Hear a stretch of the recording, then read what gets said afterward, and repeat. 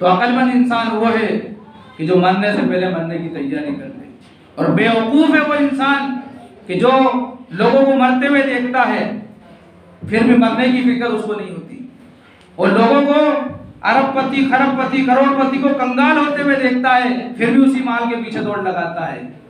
बेवकूफ़ है वो इंसान जो दूसरों को बीमार होते हुए देखता है और खुद अपनी सेहत की फिक्र नहीं करता।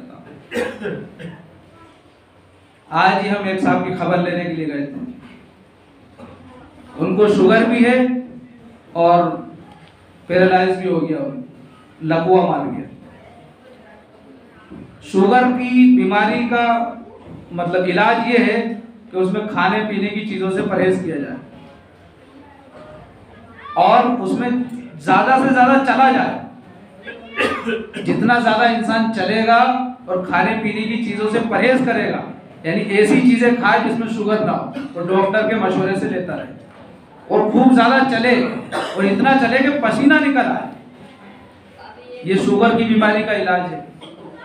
शुगर का सबसे बड़ा इलाज है परहेजगारी और चलना फिरना।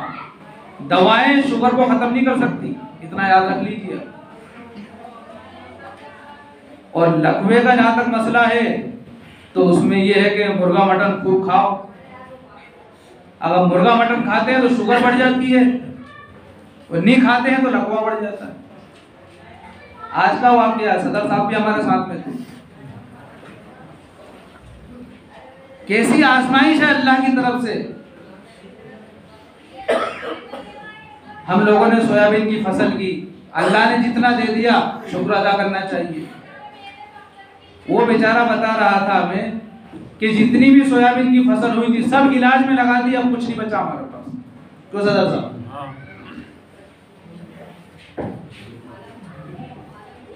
सब लगा दिया, जितनी भी फसल हुई थी सारा पैसा अस्पताल में लगा दिया। परेशान है बेचारा, बोल रहे थे दुआ करना, जरूर उनके लिए दुआ करेंगे, इसलिए वो नेक आदमी है। तो मैं आपको बताना चाह रहा हूं कि सेहत कभी भी धोखा दे सकती है, ये जिंदगी कभी भी धोखा दे सकती है। जिनके लिए आप मेहनत कर रहे हैं, मेरे से ज्यादा आपको इसका तजर्बा होगा। बीवी बच्चों के लिए इंसान जो है एक एक बूंद इकट्ठा कर उनकी रिहाइश के लिए, उनके आराम के लिए कुछ चीजें खरीदता है, इकट्ठे करता है, ताकि मेरे बीवी बच्चे, मेरे अहलो अयाल आराम में रहें। ये मरा मरते ही भूल जाते हैं सब।